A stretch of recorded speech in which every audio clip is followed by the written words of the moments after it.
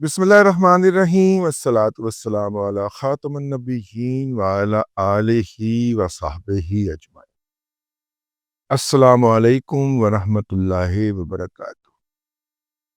पहली जंग अजीम की बाद उस वक्त की सबसे बड़ी मुसलमान रियासत जो थी, उसका नाम जो था वो मर्द बीमार जो यूरोप का कहलाता था, तुर्किये। आजकल तुर्किये हो गया है, उस वक्त तुर्की था, लेकिन उस वक्त भी शायद तुर्की ही था, ये उन्होंने पुराना नाम अपना बहाल किया।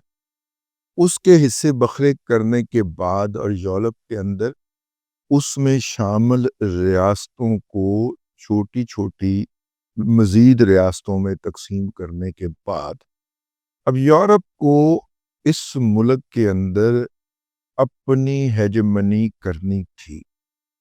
आप गूगल को पूछें या आप ग्लोबल लेवल के ऊपर सर्च लगाएँ तो आपको जो सबसे पहले 1941 के अंदर यानी 1941 में अटलांटिक कॉन्फ्रेंस का जो है वो सुराग मिलता है कि नई जो है वो एक मालियाती निज़ाम दुनिया के अंदर लाया जाए और कॉलोनियलिज्म जो है वो अब चूँकि ख़त्म करना पड़ेगा और ख़त्म होता जा रहा है और ग़ुलामी ने ख़त्म होना है। कालों की ग़ुलामी का जो शोर जो है वो तो ज़्यादा मच गया ना, क्योंकि अंग्रेज़ उन्हें अफ्रीका से अगवा करके लेके जाते थे। लेकिन अंग्रेज़ों ने दूसरे इलाकों में जाके जिस तरह कॉलोनाइज़ेशन की हुई थी, उसके अंदर बरे-सगीर पाक व हिंद सबसे बड़ा हिस्सा था, अफ्रीका और तीसरा चाइना। ये वाले खित्ते जो थे, यहाँ पे अंग्रेज़ों ने जाके मुकामी आबादी को ग़ुलाम बना लिया हुआ था, उनके हकूक गस्ब कर लिए हुए थे और उनको जो वसाइल मुयस्सर थे, वो सारे के सारे वो सक करके वो अक़वाम जो थीं अपने-अपने ममालिक को बहरी जहाज़ों के ज़रिए भेजती थीं। अगर आप जो 2 बड़े कहत पड़े हैं बंगाल के, अगर उनकी तारीख़ पढ़ें तो उसके अंदर भी आपको ये नज़र आएगा कि मुकामी तौर पे उगने वाला अनाज जो था, वो यूरोप और यूरोपियन अक़वाम को भिजवा दिया गया और लोकल लोग जो थे, वो कहत का शिकार हो गए। तो ये अपनी जगह के ऊपर एक हकीकत थी। अभी इसके पैरेलल जो सासी थ्योरियाँ हैं, वो मैं आपकी खिदमत में अर्ज़ करूँगा, लेकिन मैं वो बता रहा हूँ जो कि तारीख़ का हिस्सा है। फिर उसके बाद एक 1944 में 1 जुलाई से लेके 22 जुलाई तक ब्रेटन वुड के मुकाम के ऊपर एक मीटिंग होती है और उस मीटिंग को इसलिए भी ज़्यादा शोहरत हासिल है कि उसमें दुनिया के मालियाती निज़ाम को कंट्रोल करने के लिए एक निज़ाम बनाने की बात की जाती है। IMF इंटरनेशनल मॉनेटरी फंड और international bank for reconstruction and development IBRD, जो कि बाद में मुख्तसरन वर्ल्ड बैंक उसका नाम करार दे दिया गया, ये दोनों अदालतें तश्कील पाने का ऐलान हो जाता है और उसके बाद फिर वो निज़ाम है जिसके अंदर हम आज बैठे हुए सांस ले रहे हैं। और अब इस निज़ाम से मुरादियत अख्तियार करने की बात हो रही है, तो हम साथ में अब सासी थ्योरियों को भी शामिल कर लें। ये जो अटलांटिक कॉन्फ्रेंस है, इससे पहले साइबेरिया के अंदर इस दौरान एक कोई 2.5-3 किलोमीटर कतर का एक गड़ा पैदा होता है। सासी थ्योरी हमें ये सजेस्ट करती है कि वो पहला एटमी धमाका था और ये तकरीबन 2018-19 में वो गड़ा पैदा हो गया था। गोल गड़ा है और ज़ाहिर है कि एक जगह पे हीट जनरेट की गई है, वो हीट फैली है और वहाँ पे जाके वो धमाका किया गया और ये धमाका जो था, ये यूरोप के अक़वाम ने करवाया। अब ये यूरोपियन अक़वाम कौन थे? ये सारे वो लोग कॉलोनियलिज़्म के मालिक थे जो दुनिया भर के अंदर से वसाइल समेट कर यूरोप की तामीर नौ कर रहे थे। बरतानिया इनका इमाम था, वो ज़रा थोड़ा-सा अलग करके भी है यूरोप से। वो इनका इमाम था और उसकी इमामत के अंदर ये हरकत करते हुए पाए जा रहे थे। अब ये इस वक़्त दुनिया के अंदर इन लोगों की या यहाँ पे जो मुतमव्वल ख़ानदान थे, उनकी हुकूमत थी। یہ اپنی حکومت کو اگلی صدی میں لے کے جانا چاہ رہے تھے. تو انہوں نے دیکھا کہ یار یہ جو یورپ کی کوئی قوم اٹھتی ہے وہ دوسرے پہ چڑھ دوڑتی ہے تو ان کی سیکیورٹی جو ہے وہ انڈرمائن ہو جاتی ہے. 1.5-2 صدیاں تو انہوں نے آپس کی لڑائی چھوڑ کر یہ دوسرے لوگوں کو مارنے کوٹنے کے اوپر صرف کر دی تھی. لیکن مستقبل کے اندر یہ والے خاندان جو تھے، ساشی تھیوری کی بات کر رہا ہوں، یہ والے خاندان امریکہ منتقل ہو گئے. پھر امریکہ کے اندر سینٹرل ریزرو بینک بھی قائم ہوا. دنیا بھر کے ہر ریاست اور ہر ملک کے اسٹیٹ بینک یا سینٹرل بینک قائم ہوئے. وہ سینٹرل بینک تمام کے تمام امریکہ کے ریزرو بینک کے باج گزار ہیں، اکاؤنٹ ہولڈر ہیں، اور اپنی جتنی بھی پریشیس میٹل کے ریزروز ہوں یا دوسرے ریزروز ہوں کرنسی کی شکل کے اندر، وہ ان کے پاس رکھتے ہیں. جس طرح آپ اور میں عام بینک کے اکاؤنٹ ہولڈر ہیں، اور عام بینک جو ہے وہ سینٹرل بینک کا اکاؤنٹ ہولڈر ہے. تو سینٹرل بینک جو ہے وہ امریکہ کے ریزرو بینک کا اکاؤنٹ ہولڈر ہے. یوں ایک پورا نظام قائم کر دیا گیا. یعنی آپ کی ٹرانزیکشن جو ہے وہ سینٹرل بینک آف امریکہ سے آتھرائز ہوتی ہے تو ہوتی ہے بھائی. ٹھیک ہے. دنیا کے اندر کریڈٹ کارڈ، ڈیبٹ کارڈ کے لیے صرف 2 کمپنیاں جو ہیں ان کو اجازت ہے. ایک ویزا ہے اور دوسرا کیا پلا ماسٹر. اور ماسٹر اور ویزا جو ہے ایک یورپ نے اپنے پاس رکھا ہوا ہے، ایک امریکہ نے اپنے پاس رکھا. نفٹ کا عالمی نظام نفٹ ہی ہے نا؟ ہاں، سوئفٹ ہے شاید، یہ نفٹ تو پاکستان کا ہے. لیکن سوئفٹ کا یہ عالمی نظام کیا ہے کہ اگر ایک ملک دوسرے ملک کو کوئی ادائیگی کرتا ہے، ایک ملک کی کمپنی دوسرے ملک کی کمپنی کو ادائیگی کرتی ہے، تو وہ جو چیک یا جو ٹرانزیکشن ہوتی ہے اس کو وہ نظام آتھرائز کرتا ہے. جس ملک کا مکو ٹھپڑا ہو اس ملک کو وہ نفٹ کے نظام میں سے نکال لیتے. ایران کو نکالا ہوا تھا امریکہ نے پچھلے دنوں یورپ میں 1 سال پہلے ڈال دیا.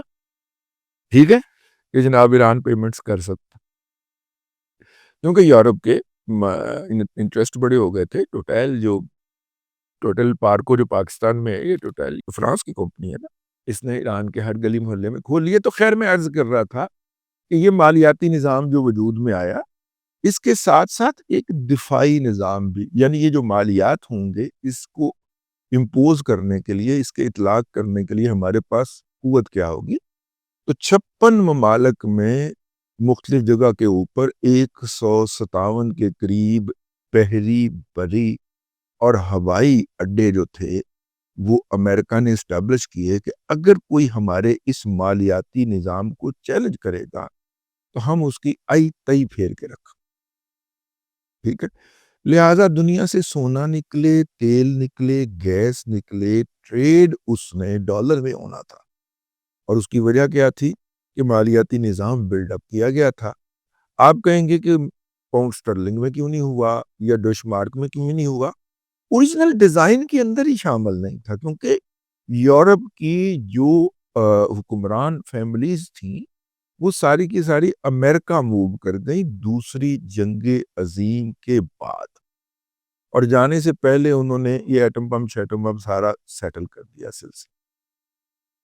یہ ساری کہانی میں نے آپ کو اس لیے سنائی ہے کہ تب سے لے کے 1944 سے لے کے 2024 تک امریکہ بہادر نے پوری دنیا کے اوپر راج کیا. درمیان میں دوسری جنگ عظیم کے بعد جو ایک آئرن کلیڈ کھڑا کیا گیا اور بہت سارے ممالک روس کے زیر اثر چلے گئے، اور باقی جو ہیں نام نہاد انڈیپینڈنٹ جو تھے وہ اس مالیاتی نظام کے تحت آ گئے.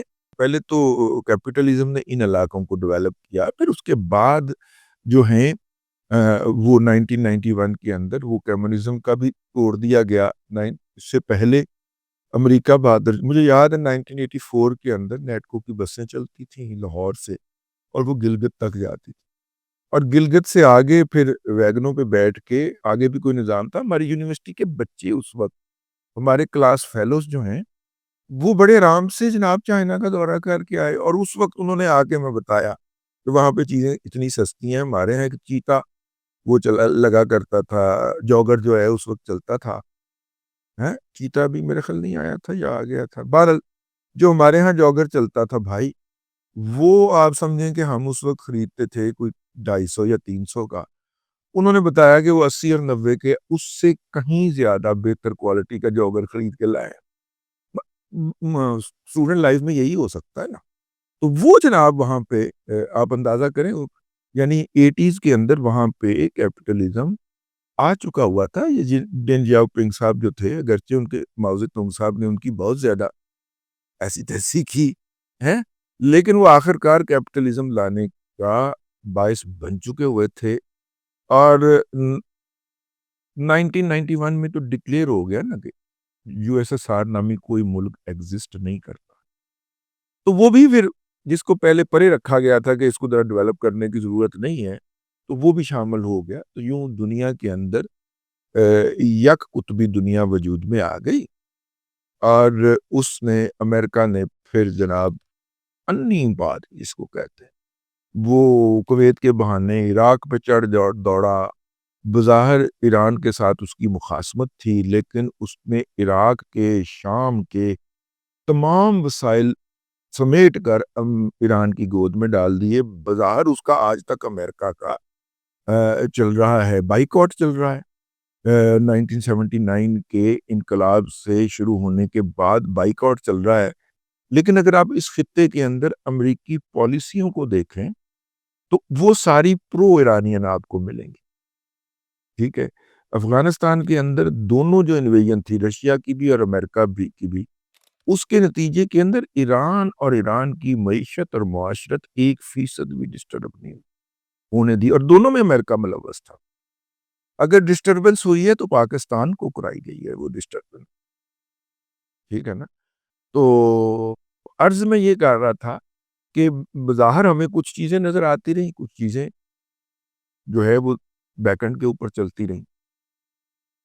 اب 1944 کے بعد 80 سال کے بعد، ویسے کمیونزم کی عمر بھی 80 سال ہی تھی، کمیونزم بھی پورے 80 سال جو تھا وہ مسلط رہا، کمیونزم سوشلزم بھی تقریباً 80 سال، 70-80 سال۔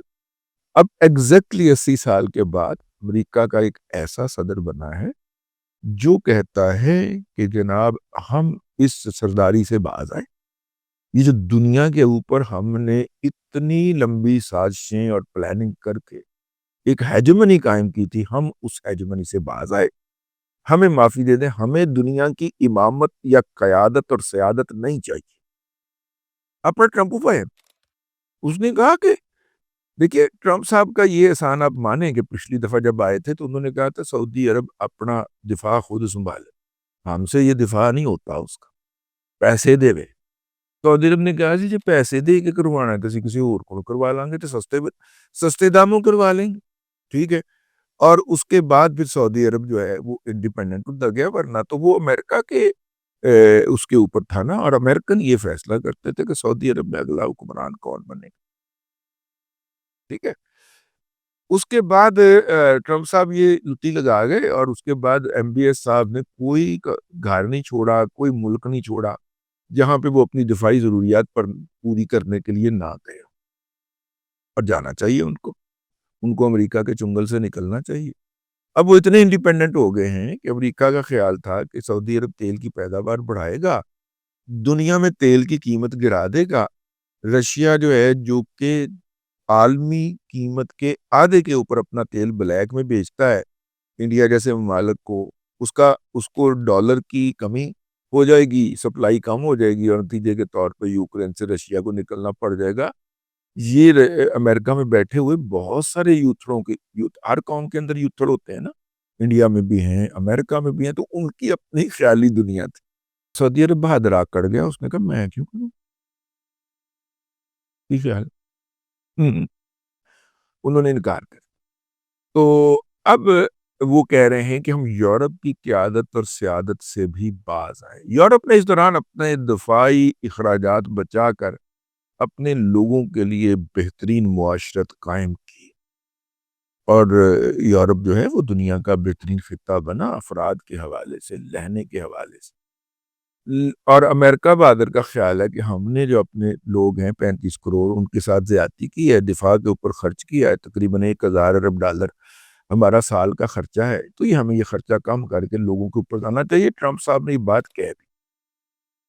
ان سے کہا گیا جی یوکرین کی جنگ، تو ان کے جو وزیر خارجہ ہیں انہوں نے خطاب کرتے ہوئے کہا ہے کہ جی یوکرین جو ہے وہ جتنا روس نے قبضہ کر لیا وہ اس کے پاس رہنے دیں، اللہ اللہ خیر سلو، اس پہ صلح ہو جاتی ہے۔ اور یوکرین جو ہے، جو کہ روس کو اعتراض ہے کہ وہ نیٹو کا ممبر بننے جا رہا ہے، تو نہ بنے ممبر۔ اب اس کے اوپر یورپ نے اپنے ہاں مہاجرین کا سیلاب بلا لیا اور اپنی اکانومی معیشتوں کے اوپر وزن لے لیے۔ اب امریکہ بادر چپکے سے، اور مسئلہ یہ ہے کہ جرمنی میں اس وقت بھی ایٹمی ہتھیار پڑے ہوئے ہیں امریکہ کے، اور جرمنی اس کو اپنی سیکیورٹی سمجھتا ہے، اور اس نے نیوکلیئر کے اوپر کوئی زیادہ کام نہیں کیا۔ تو امریکہ بہادر یہ بھی کہے گا نا کہ یہ ہتھیار رکھنے کے یا تو مجھے کرایہ دو، ورنہ میں اپنے ایٹمی ہتھیار واپس لے کے جا رہا ہوں۔ ٹھیک، تو اس وقت امریکہ بہادر دنیا کی امامت سے برت اختیار کر رہا ہے، اور اس کی قیادت کر رہے ہیں جناب ٹرمپ بھائی۔ تو کیا امریکہ کی جو اسٹیبلشمنٹ ہے وہ اس امر کو الاؤ کرے گی؟ فی الحال تو وہ لگتا ہے کہ کسی نہ کسی طرح یہ 4 سال نکال، اس کے بعد اس نے دفعہ تو ہو جانا ہے۔ ٹرمپ صاحب کہتے ہیں نہیں، 4 4 سال، یہ اگر 2 دفعہ باری ہو کسی کی تو پھر وہ جو ہے اس کا وہ اس کے اوپر وہ لاء لگتا ہے۔ تو ٹرمپ صاحب جو ہیں ان کا خیال ہے کہ نہیں، ابھی 4 سال انہوں نے اور رہنا ہے، یعنی 8 سال رہنا ہے، کیونکہ 4 4 سال کی 2 لگاتار ٹرم ہوتی ہیں۔ میں تو پچھلا الیکشن ہار گیا تھا، تو اس لیے میری تو وہ میرے اوپر قانون نہیں لگتا۔ یوتھر جو ہوتا ہے اس کا دماغ اپنے طور پہ سوچتا ہے، یونیک سوچ سوچتا ہے۔ تو خیر میں عرض کر رہا تھا کہ ٹرمپ صاحب جو ہیں انہوں نے امریکہ کے بیاف کے اوپر دنیا کی امامت سے برت کا اظہار کر دیا ہے۔ یورپ کو پسو پڑے ہوئے ہیں، فرانس کے اندر میٹنگ انہوں نے کال کر لی ہے کہ اگر لیکن یہ بات ذہن میں رکھیے گا کہ جب روس نے یورپ کی گیس روکی تھی تو امریکہ بہادر نے $40 پر MMBTU کے اوپر اگلے 30 سال کے لیے پوری یورپ کی گیس سپلائی کے میں LNG جہازوں میں بھر کے لاؤں گا، یہاں پہ اس کی گیسیفیکیشن کروں گا اور یورپ کو گیس سپلائی کروں گا، $40 بھی MMBTU کے اوپر بک کر لیا ہوا ہے۔ یعنی کہ یورپ کی اگلے 40 سال 30 سال کی معیشت جو ہے وہ امریکہ پہلے ہی نکال کے لے، ٹھیک ہو گیا۔ یورپ نے خرید لی کیونکہ اسے ایک تو امریکہ کی طرف سے سیکیورٹی ملنا تھی، نمبر 1، نمبر 2، ان کو دفاع پہ تو خرچ نہیں کرنا پڑ رہا تھا۔ تو اگر یورپ نے اپنے دفاع پہ خود ہی خرچ کرنا ہے، قابل غور ہے، تو پھر یہ گیس کا معاہدہ بھی ٹوٹے گا، اور بھی بہت کچھ ہوگا۔ آنے والے دنوں میں آپ کی خدمت میں عرض کرتا رہوں گا۔ لیکن کیا 1944 کے بریٹن ووڈ ایگریمنٹ کے ٹوٹنے کا وقت آ گیا ہے؟ آپ بھی سوچئے، میں بھی سوچ رہا ہوں۔ یہ نظام ٹوٹا تو پھر اس ویکیوم کو اس خلا کو کون پور کرے گا؟ اس کے اوپر بات کریں گے ہم اگلے ولاگ کے۔ بہت ساری قوموں نے تیاری پکڑ بھی لی ہے، اور حیرت کی بات ہے کہ پاکستان بھی اس وقت آن بورڈ ہے نا۔ یہ ہم ہمیشہ پیچھے رہ جانے والی قوم ہے، لیکن اس دفعہ ہم آن بورڈ ہیں اور عین وقت پہ فیصلہ لے چکے ہیں۔ یہ میں آپ کو اگلے ولاگ کے اندر عرض کروں گا۔ اب تک کے لیے اتنا ہی، اگلے ولاگ میں پھر حاضری ہوگی۔ اللہ تبارک و تعالیٰ آپ کو آسانیاں عطا کرے اور آسانیاں خلق خدا میں تقسیم کرنے کی توفیق عطا کرے۔